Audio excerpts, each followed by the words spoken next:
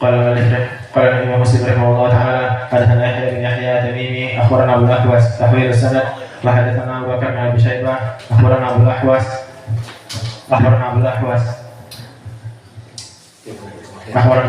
عن أبي إسحاق أبو سعيد طلحة عن أبي أيوب قال جاء رجل إلى رسول الله صلى الله عليه وسلم فقال يا رسول الله دلني على عمل أعمله يدني إلى الجنة يبعدني إلى النار قال تعبد الله لا تشرك به شيئا وتقيم الصلاة وتؤتي الزكاة وتصل إلى رحمك فلما أدبر قال النبي صلى الله عليه وسلم يتمسك بما أمر به دخل الجنة وفي رواية ابن أبي شيبة يتمسك به حدثنا سلمة بن شبيب حدثنا يحيى بن أيوب حدثنا حسن بن أيوب قال حدثنا مقيل بن عبيد الله عن أبي الزبير عن جابر أن رجلا سأل رسول الله صلى الله عليه وسلم فقال يا رسول الله أرأيت إذا صليت المكتوبات وصمت رمضان وأحللت الحلال وحرمت الحرام والمزيد على ذلك شيئا أدخل الجنة قال نعم وقال والله لا نزيد على ذلك شيئا.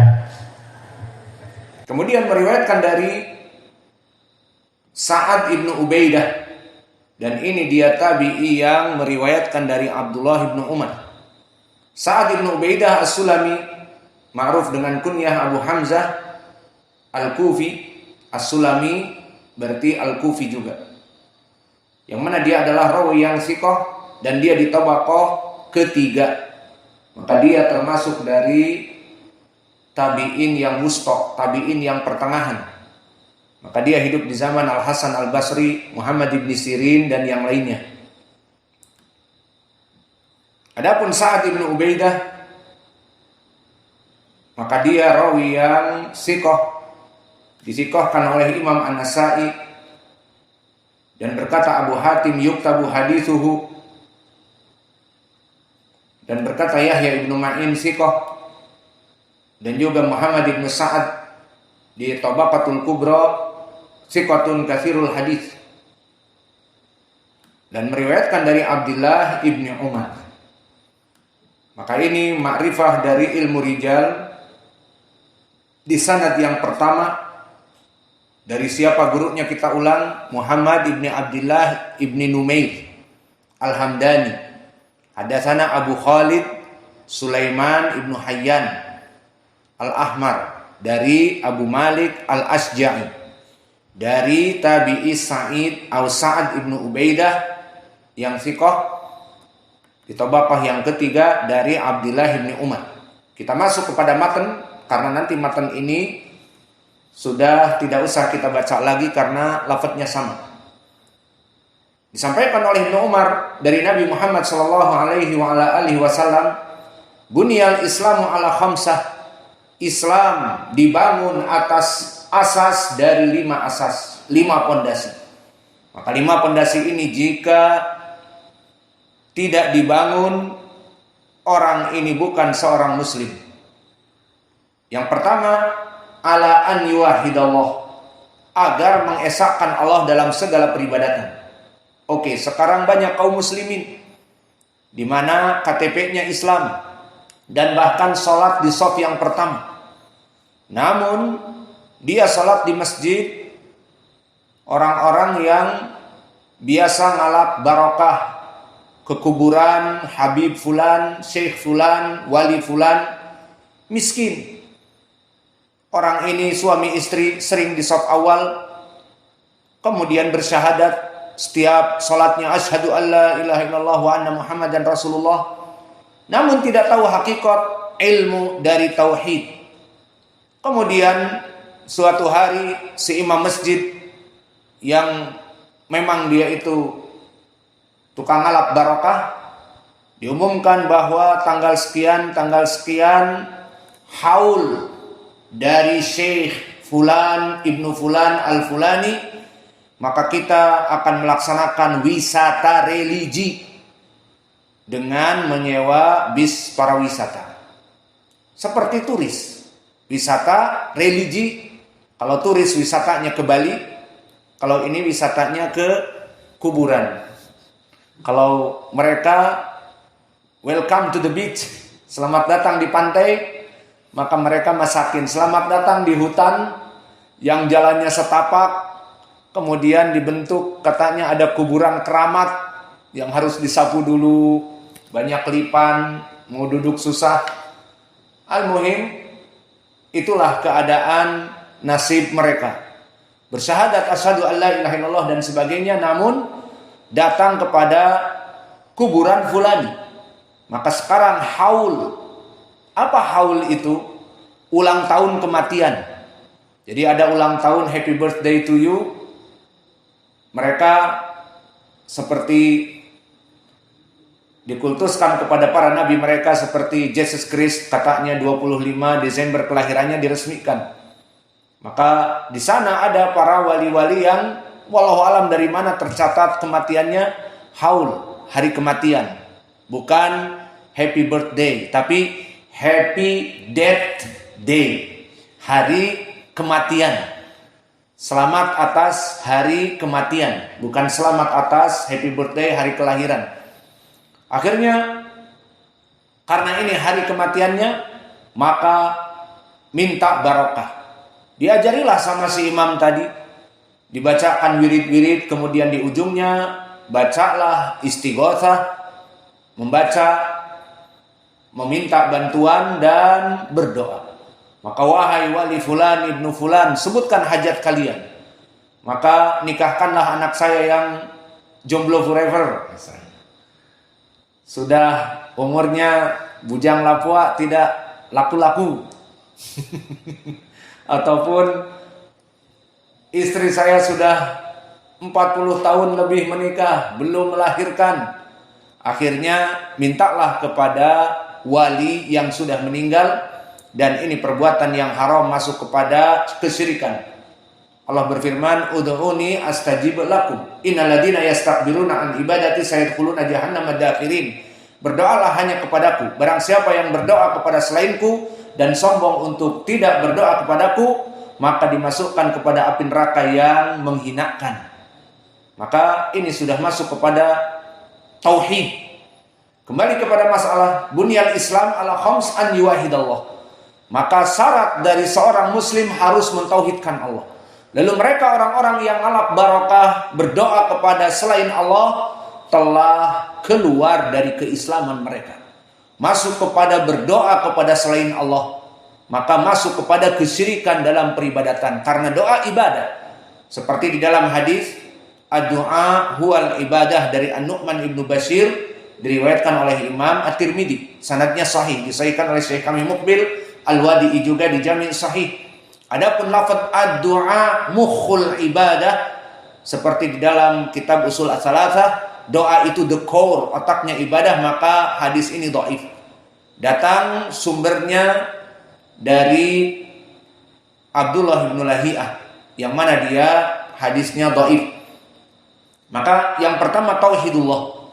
Kemudian yang kedua, setelah bertauhid kepada Allah, disebutkan oleh Nabi wa iqamis shalah, melaksanakan salat. Salat apa di sini? Apakah salat witir? Apakah salat Jumat saja? Tidak, yang diinginkan salat 5 waktu dan salat-salat yang wajib yang lainnya, seperti salat Idul Fitr wajib yang rajih, salat Jumat juga wajib yang rajih.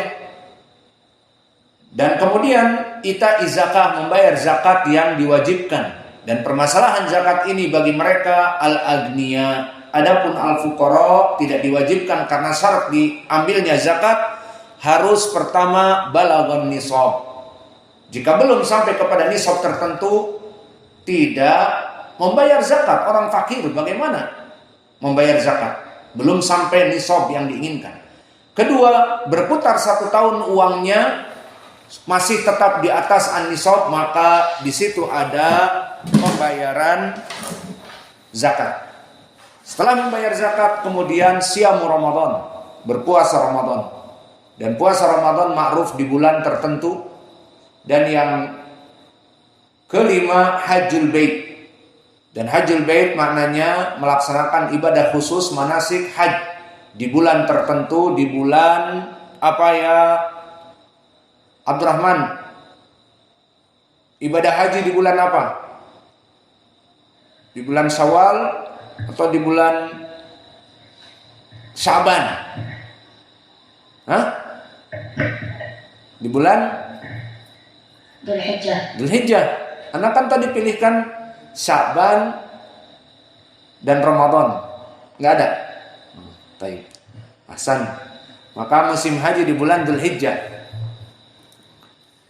Maka di sini yang kelima adalah naik haji. Dan naik haji ini tidak diwajibkan kecuali bagi yang mampu sesuai perintah Allah di Al-Qur'an, walillahi 'alan nas hijjul bait man istata'a ilaihi sabila.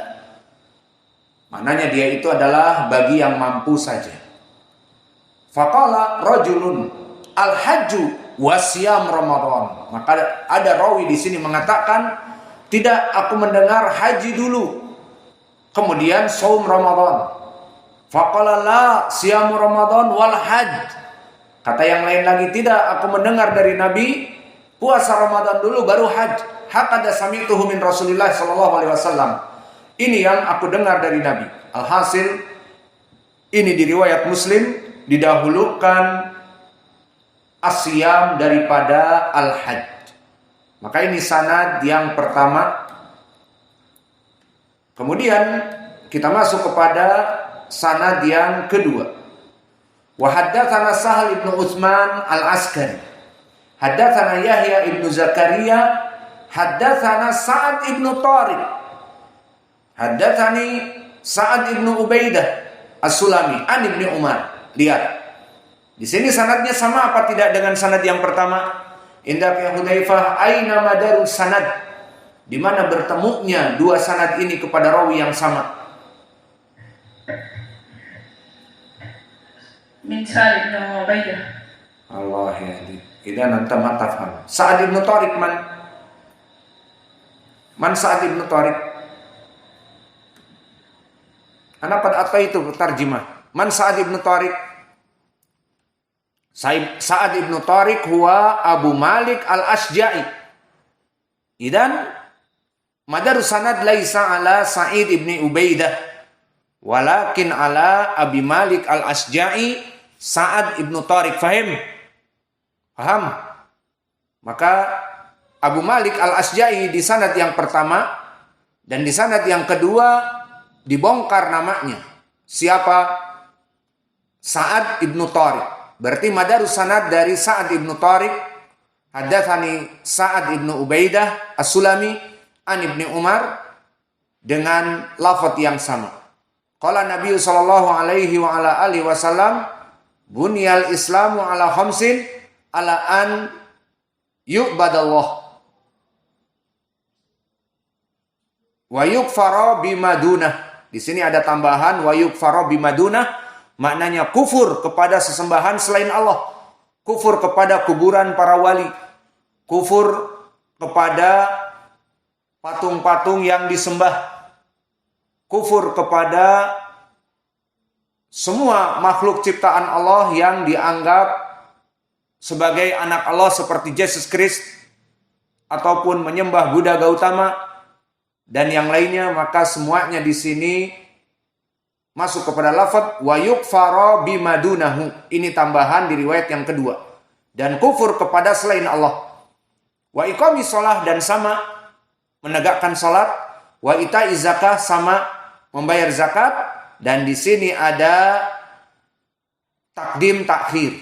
Wa hajjil bait, hajjil bait didahulukan. Wa shaumi Ramadan diakhirkan. Maka ini riwayat dari guru Imam Al-Bukhari yang berbeda. Siapa gurunya Imam Al-Bukhari di sini? Sahal ibnu Utsman. Maka dia Sahal ibnu Utsman ibnu Faris. Dibuka saja biar terdengar suara saya. Maka Sahal ibnu Utsman ibnu Faris Al-Kindi, yang mana dia berada di tabaqah yang ke-10.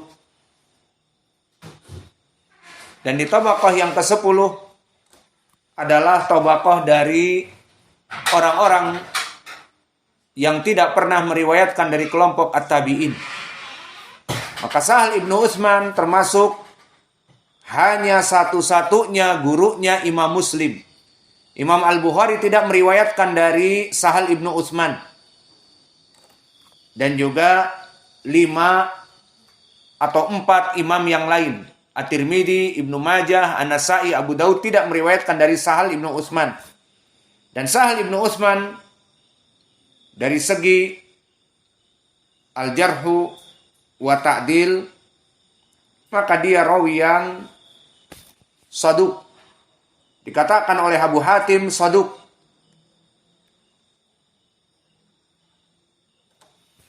Dan meriwayatkan dari Yahya ibnu Zakaria untuk sanad yang kedua ini, meriwayatkan dari Yahya ibnu Zakaria, dan yang diinginkan Yahya ibnu Zakaria di sini adalah Yahya ibnu Zakaria ibnu Abi Zaidah Al-Hamdani, yang mana dia rawi yang di tabaqah ke-9. Maka tabaqah ke-9 dari sigor itba' tabi'in, itba'u tabi'in yang kecil seperti Waqi' Ibnu Jarrah dan yang lainnya.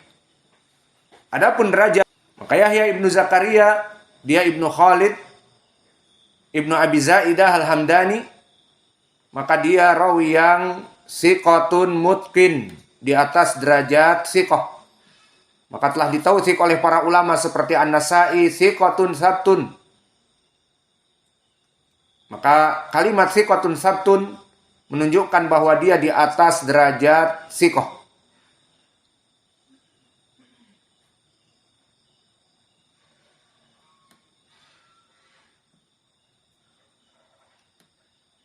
Maka dari dua guru Imam Muslim yang baru ini, dari Sahal ibnu Utsman dan dari gurunya lagi Yahya ibnu Zakaria ibnu Abi Zaidah, maka bertemu sanad yang pertama dengan yang kedua pada Sa'ad ibnu Tariq atau Abu Malik al-Asja'i.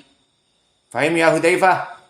Intabih, anta ma taktub aslan. Bukan kepada Sa'ad ibnu Ubaidah, tetapi madarul hadits ila Sa'ad ibnu Tariq Abu Malik al-Asja'i. Selesai dari sanad yang kedua. Adapun matanya sama kecuali tambahan tadi, wa yakfuru,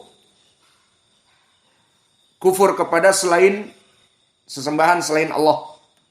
Kemudian sanad yang ketiga, haddatsana Ubaidillah ibni Mu'ad, haddatsana Abi, haddatsana Asim wa huwa ibnu Muhammad ibnu Zaid ibni Abdullah ibni Umar an abihi qala Abdullah ibnu Umar. Maka di sini sanadnya baru semua.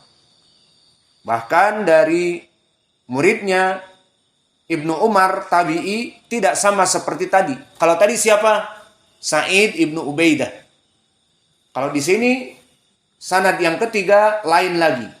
Bukan Sa'id ibnu Ubaidah, tetapi dia adalah Zaid, ataupun dia Muhammad ibnu Zaid ibni Abdullah ibni Umar. Maka